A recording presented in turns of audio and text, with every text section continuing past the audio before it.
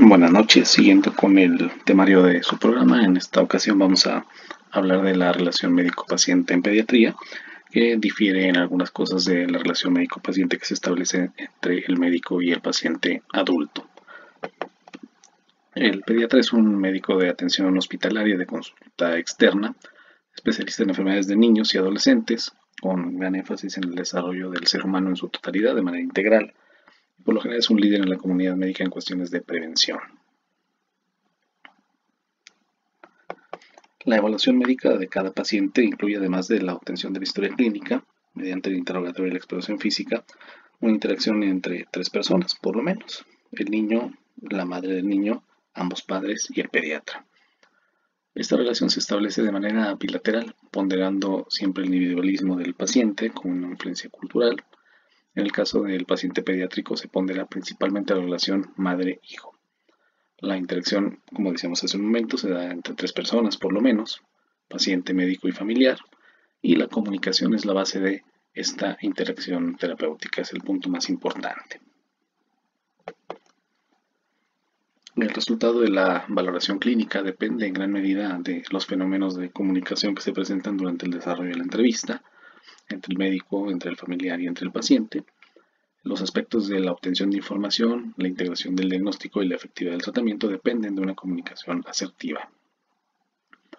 En la interacción del médico con el paciente intervienen factores de tipo psicológico derivados tanto de la personalidad del médico como de la receptividad de los familiares del paciente. El médico tiene que mostrarse con autoridad, pero ser sensible, ser empático, y debe establecer esta oportunidad de generar confianza en el paciente.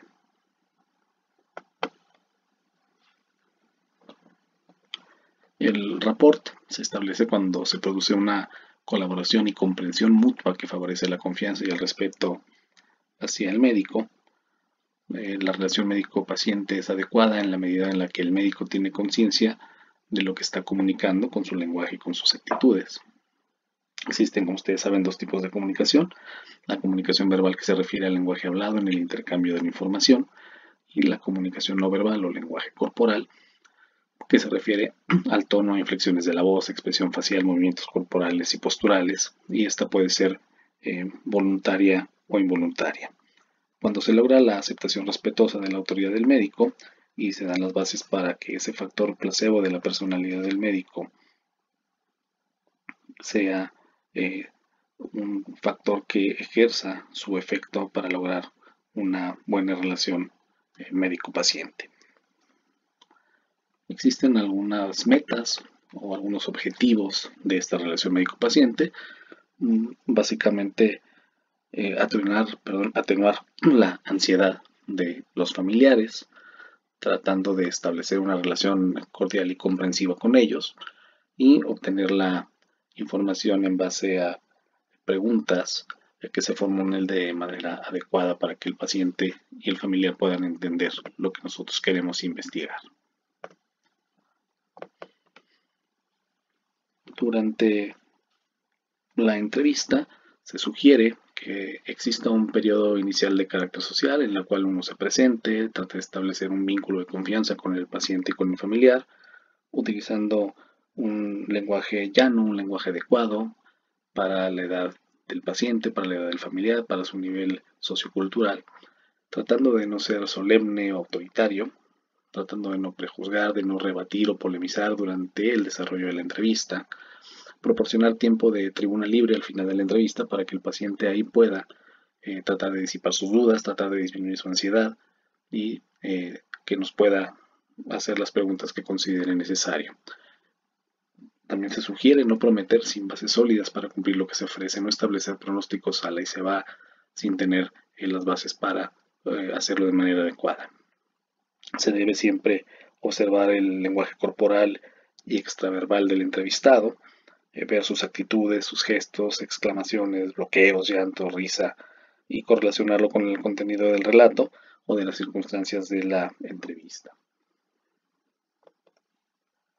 Existen algunas barreras en esta comunicación, sobre todo la falta de calor y cordialidad del médico, es decir, la falta de empatía, la incapacidad para tomar en cuenta las preocupaciones del paciente, o la incapacidad del médico para permitir al paciente que exprese sus emociones, la falta de explicación clara y el empleo de términos médicos que sean muy avanzados, la falta de comprensión de los términos por parte del paciente. Tenemos que cerciorarnos que entienda perfectamente lo que nosotros estamos queriendo explicar para evitar sesgos posteriores. Con el objeto de evitar estas distorsiones, se sugiere también estimular a los padres a la verbalización de sus emociones y de sus ideas, porque aquellos padres que confrontan el estrés de tener un ser querido enfermo sienten más la necesidad de ser escuchados y así disipan más su ansiedad y se logra establecer una mejor relación entre el paciente, los familiares y el médico. Dentro de el papel del médico, sobre todo el pediatra, se considera que el pediatra tiene la obligación de educar y facilitar el aprendizaje del niño y de sus padres. Debe lograr que los padres asuman su responsabilidad en el cuidado y en la educación de sus hijos. Y aquí aplica aquella frase de mente sana en cuerpo sano. Esta es una de las partes más importantes en la práctica de la pediatría. Escuchar y comunicar efectivamente por escrito y de manera verbal lo que nosotros queremos expresar.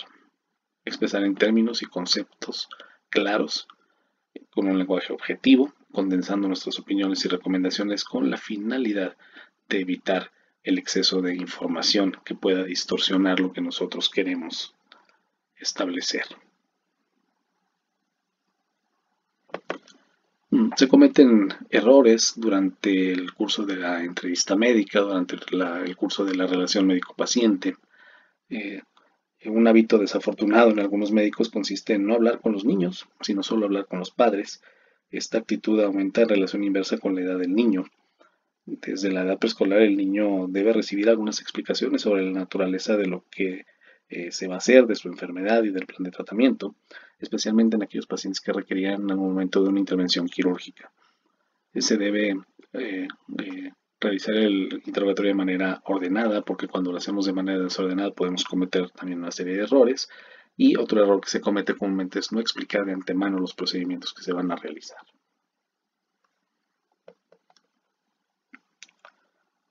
Existen una serie de pasos para la educación efectiva del paciente y del familiar. El punto número 1, que establece el Dr. Korsch, es interesarse en sus preocupaciones, es decir, investigar cuáles son las inquietudes y referirse primero a estas inquietudes. Esto facilita que el paciente escuche y comprenda mejor los mensajes que nosotros deseamos transmitir. El segundo punto es aliviar la ansiedad, porque estableciendo esta alianza terapéutica en la que el médico asume una actitud de apoyo más que una actitud de autoridad, contribuye a que los padres se liberen de ansiedades y de culpas que a veces tienen, con lo cual se facilita un óptimo aprendizaje. Hablar su lenguaje. El pediatra debe tratar de mantenerse siempre de acuerdo al nivel de conocimientos, al nivel cultural y psicológico del paciente, evitando en lo posible el uso de terminología médica, favoreciendo siempre la generación de preguntas y de diálogo aclaratorio cuando el paciente tenga una duda o cuando el familiar la tenga. Hay que recordar que las personas o los pacientes de escasos recursos muchas veces no se atreven a hacer algunas preguntas al médico, tal vez por sentir algún temor o tal vez por algún factor cultural. En estos casos puede ser útil que el padre repita verbalmente la información recibida para que nosotros corroboremos que está entendiendo adecuadamente lo que nosotros queremos decir. La información se debe proporcionar de manera sencilla y clara. Mientras más simple y más específico sea nuestro mensaje, más fácilmente será recordado por el paciente.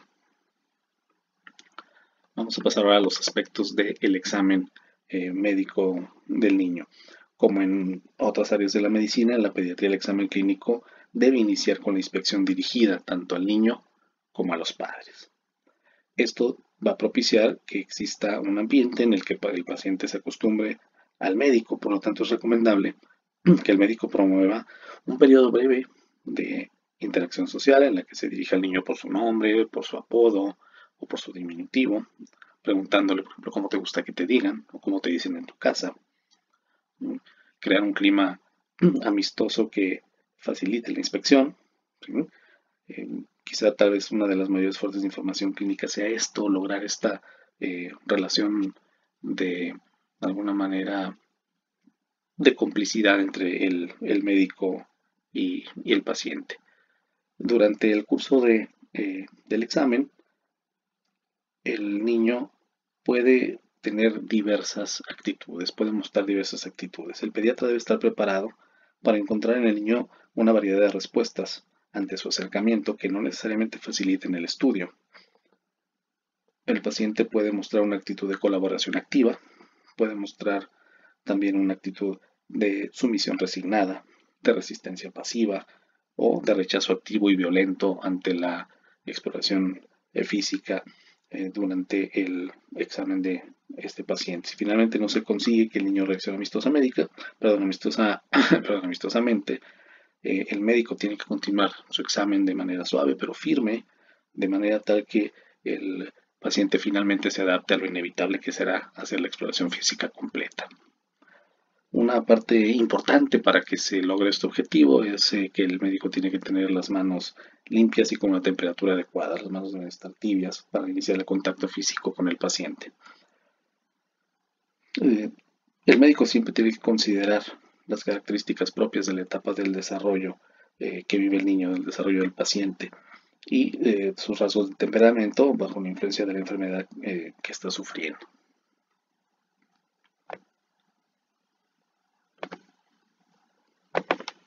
En el caso del lactante, se recomienda utilizar un lenguaje suave y en voz baja, evitando movimientos bruscos y sonidos fuertes que puedan asustar al paciente. Generalmente el bebé tolera bien la mesa de exploración, pero si no se logra que tolere la mesa, pues se le puede tranquilizar con el empleo de un chupón o mientras la madre lo sostiene, o se puede hacer la exploración física con la madre cargando al bebé. Hay que recordar que una madre relajada que confía en el médico puede facilitar mucho este proceso porque puede tranquilizar al niño.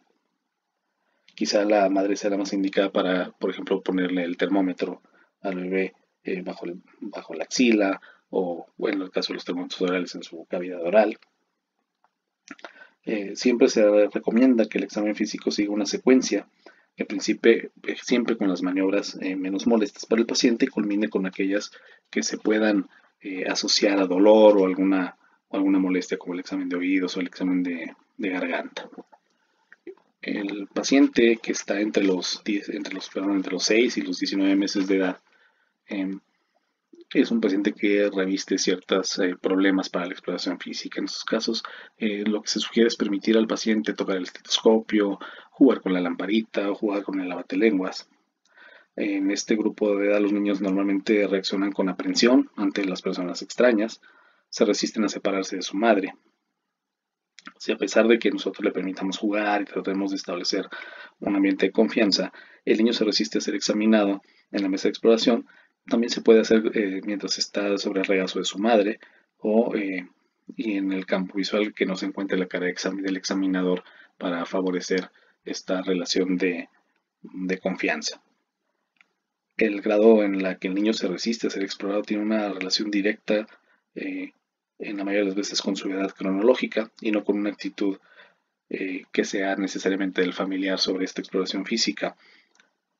A veces la presencia de la bata blanca hace que el niño sienta cierto temor porque se recuerda cuando en algún momento fue que lo vacunaran, o en algún momento le pusieron una inyección, o en algún momento hubo una exploración física que si bien no fue violenta, a lo mejor no fue adecuada, y el niño pues recuerda todo esto como algo negativo.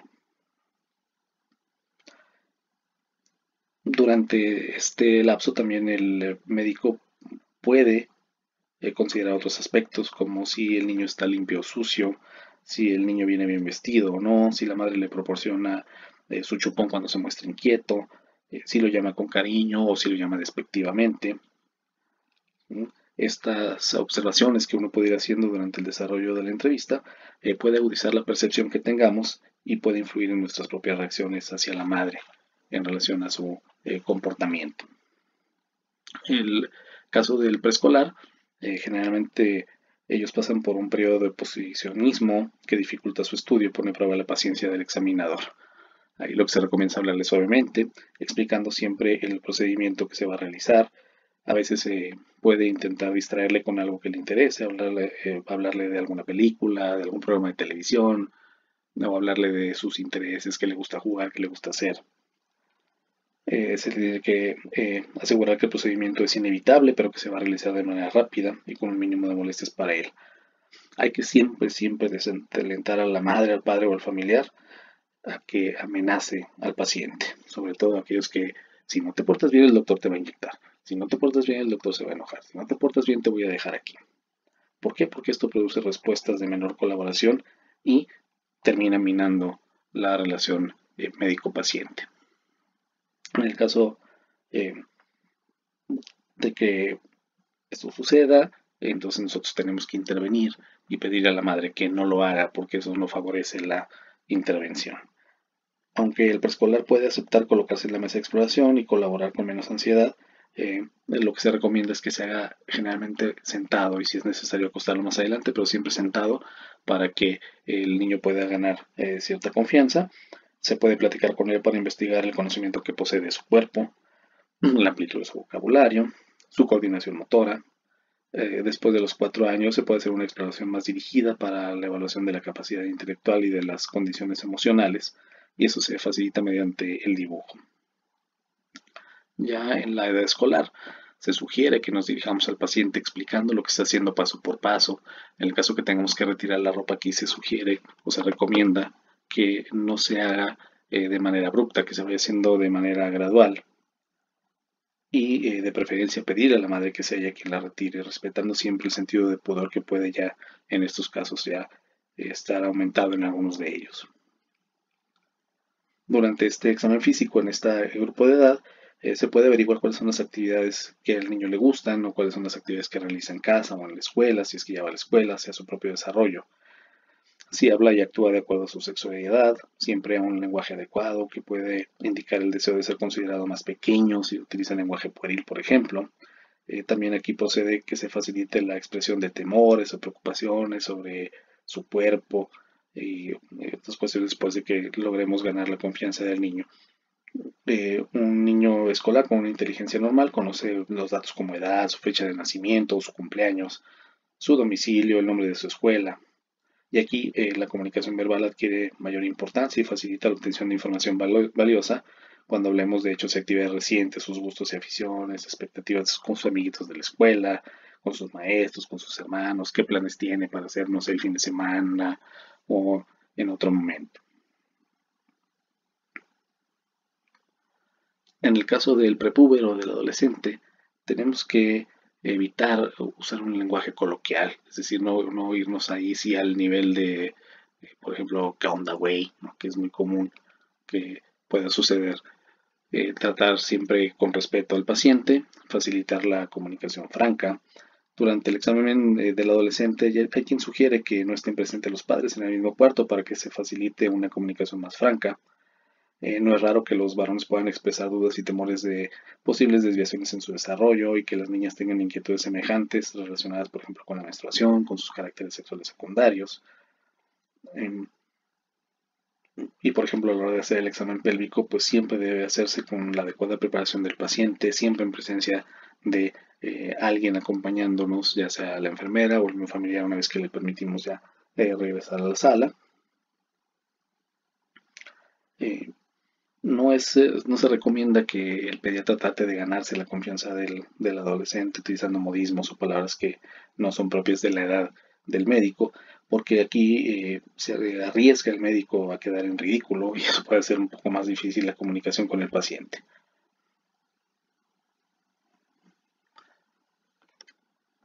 Las tareas básicas del desarrollo del docente que nosotros tenemos que eh, buscar en la entrevista son el grado, por ejemplo, de emancipación emocional de los adultos, la adquisición de habilidades potencialmente útiles en una futura independencia. También es importante la diferenciación psicosexual y si el niño ha logrado o no establecer una identidad personal. Aquí también la vista importancia que el pediatra puede desempeñar un importante papel en la educación sexual del paciente adolescente, eh, si se considera que en estas edades la comunicación con los padres generalmente es pobre.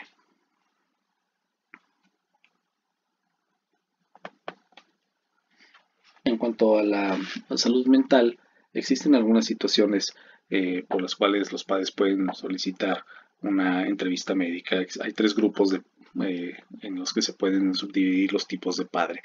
En el grupo número 1, aquellos padres que consultan al pediatra con diferentes necesidades y con diversos propósitos, por ejemplo, pues la lactación, o por ejemplo, en qué momento pueden empezar a realizar una actividad física, en qué momento pueden socializar más. Recomendaciones, hay otros que van únicamente, por ejemplo, para que se les haga alguna recomendación en cuanto a la dieta, o van únicamente para que se vacunen niños. Ese sería el grupo número 2, un grupo intermedio. Y en el grupo 3 encontraríamos pacientes con patología médica grave o compleja, con patología psiquiátrica o con patología social.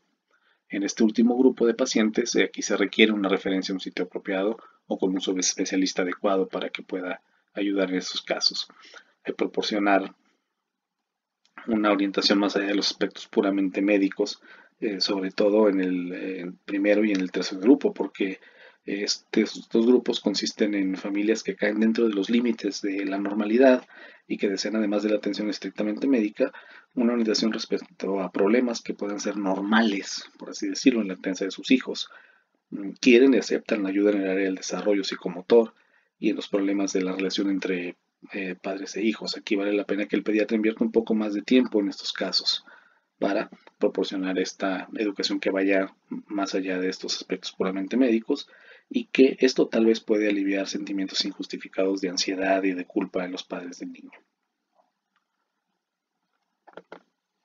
Existen algunos aspectos psicosociales en el cuidado pediátrico, sobre todo, por ejemplo, la supervisión rutinaria de la salud, es decir, algunas preguntas relacionadas con la salud mental, que se hace en una historia clínica típica, o la orientación anticipatoria, que se refiere a, por ejemplo, a la alimentación al seno materno, ¿no? Cuánto tiempo más se le va a tener que dar, cuándo se puede lactar, cuándo se le pueden dar papillas. Otra, pues, es la educación para la salud, prevención de accidentes, orientación a los padres sobre algunos problemas que no sean de naturaleza puramente médica y que puedan tener algún componente psicológico o familiar, por ejemplo, en enfermedades crónicas. Otro es la orientación en problemas escolares o de aprendizaje o dificultades en el aprendizaje, como el déficit de atención, orientación en problemas psicológicos o psiquiátricos, ¿sí?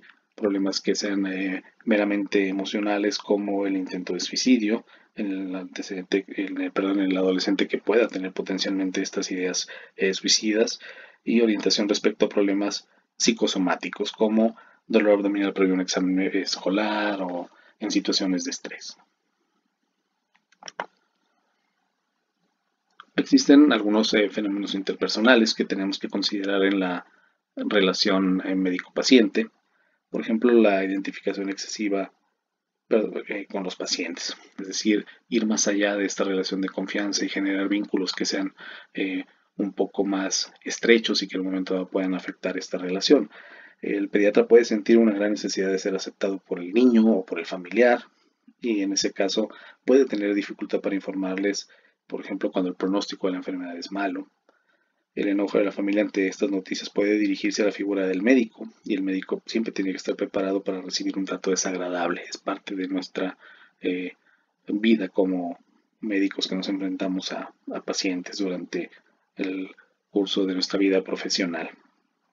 Hay que comprender que esta respuesta del familiar frecuentemente es un mecanismo defensivo, mediante el cual la familia desahoga su dolor y su frustración, y el pediatra requiere tener la fortaleza personal, y bueno, no solo el pediatra, el médico en general, la fortaleza personal para tolerar estos embates que se hacen a su autoestima sin desalentarse. El segundo punto sería la actitud crítica ante los padres. Generalmente los padres no son del todo culpables de las fallas de sus hijos, aunque frecuentemente los padres tienden o tendemos, los que somos padres, a sentirlo así. Se encuentra el familiar en una posición muy sensible ante la crítica del médico, quien a veces los culpa de manera velada o abiertamente, eh, diciéndoles que su atención como padres ha sido inadecuada y que en la mayoría de los casos pues no ocurre de manera deliberada. Los padres tienden a repetir en sus hijos la forma como ellos fueron educados en su niñez, pero conscientemente no se desea hacerlo. Eso es algo que tenemos arraigado desde las costumbres de nuestra familia. El punto número 3 sería en cuanto a las dudas acerca del valor de la orientación que se proporciona. Mm, Si nosotros permitimos que el paciente exprese sus sentimientos y que tenga la oportunidad de discutir lo que les preocupa, esto ayuda a comprender mejor eh, lo que nosotros queremos expresar y les ayuda a disminuir la angustia. El punto número 4 sería la frustración ante los escasos avances observados en el paciente. Eh, para eso es necesario aquí el rapport. Eh, hacerle saber que la enfermedad requiere de cierto tiempo y que difícilmente la respuesta es tan rápida como en el niño enfermo ante un antibiótico. Aquellos padres que les dan una o dos dosis y como no mejora van con otro médico y se los cambian, no permiten que ese antibiótico ejerza su efecto adecuado. El punto número 5 sería el temor ante la posibilidad de recibir información que sea demasiado delicada. Nosotros debemos estar preparados para escuchar secretos, por así decirlo, familiares, sin mostrarnos demasiado sorprendidos ni adoptar alguna actitud de condena hacia el familiar. Debemos considerar también la situación personal, emocional del paciente. Tenemos que tener un aceptable conocimiento de nosotros mismos para que lo que nosotros sabemos en relación a esta familia o este paciente no nos afecte indebidamente. El otro punto importante es la posibilidad de referir en caso determinado. Nosotros tenemos que considerar el envío de un paciente para valoración y tratamiento psiquiátrico cuando creemos que su manejo va más allá de nuestras habilidades profesionales, incluso cuando tenemos que mandarlo no más al psiquiatra, sino con algún otro subespecialista.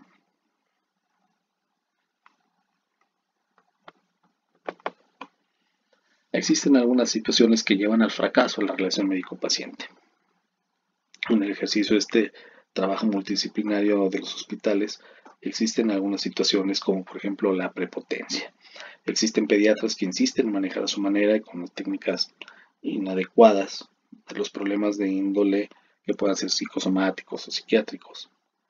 En esta situación, por ejemplo, el médico que ante una adolescente embarazada o con datos de anorexia nerviosa decide tratarla por él mismo sin solicitar el apoyo del psiquiatra, sin solicitar el apoyo del ginecólogo, impulsado tal vez por una necesidad quizás de prestigio personal o por el temor de ser desplazado profesionalmente por otro subespecialista.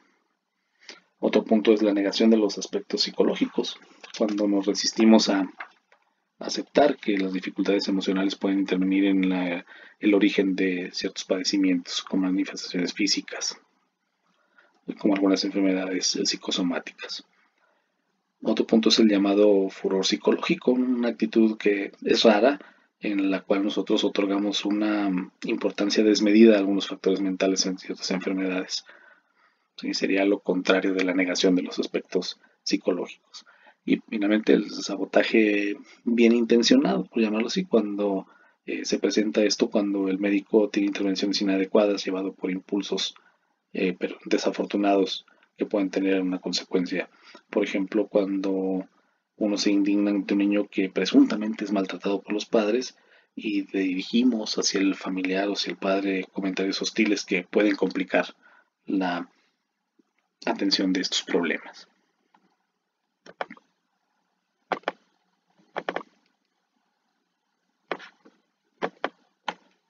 ¿Qué se recomienda siempre en estos casos? Pues trabajar en conjunto con el paciente y con su familia, siempre ponderando el óptimo desarrollo físico y mental, fomentar la adaptación a las enfermedades agudas y crónicas, identificar los sentimientos de los padres, respetar las características individuales de cada uno de los miembros de la familia y, utilizar los avances tecnológicos siempre en beneficio del paciente e interesarnos en el bienestar y en el desarrollo del ser humano de manera integral. Podemos concluir que la relación médico-paciente pues es la forma en la cual el médico aborda a un paciente utilizando un lenguaje verbal y corporal adecuados. La importancia de la comunicación adecuada, esto es tan importante como hacer un buen examen médico. Aprender a comunicarnos con los pacientes es tan importante como saber medicina, es un punto fundamental. El médico debe mantener siempre una actitud de servicio, no de autoridad o de autoritarismo más que de autoridad. El médico siempre debe irradiar una imagen que dé confianza al paciente, recordar que la medicina es un dogma de fe. El paciente no va a ir con nosotros porque sacamos 10 en fisiología o en bioquímica. El paciente va a ir con nosotros porque generamos la confianza suficiente para que recurra a nosotros. La relación médico-paciente es una comunicación entre dos personas, o entre el médico, el paciente y su familia. El modelo de interacción más adecuado es el modelo de responsabilidad, donde todas las partes participan por igual. En la entrevista es importante respetar los derechos y los valores del paciente. Saber dar malas noticias también forma parte de esta relación. Aunque nadie nos enseña a dar malas noticias, debemos aprender a hacerlo. Y siempre que lo hagamos, debemos hacerlo con humildad y con empatía. La relación puede romperse de manera justificada en algunas circunstancias. En pacientes en los cuales ya ha habido cierto conflicto, pacientes que requieren la atención de un especialista o de un subespecialista y en algunos otros casos especiales. Antes de concluir, me había faltado decirles el método de evaluación que tendremos en esta ocasión, en este semestre, por las circunstancias de esta pandemia. Pues lo haremos en base a su participación revisando estos temas y también en los temas que se les van a asignar de manera individual a cada uno de ustedes para que se presenten como forma de clase a través de esta vía. El otro método de calificación será el trabajo semanal, que iremos dejando semana a semana, y la elaboración de la historia clínica. Al final haremos una evaluación pequeña que incluya los aspectos más importantes de lo que hemos visto para que de esta manera podamos obtener la calificación final. Por su atención a este tema, muchas gracias. El día de mañana el doctor Oscar Ochoa estará con ustedes para seguir con el temario en el orden que está establecido en su programa.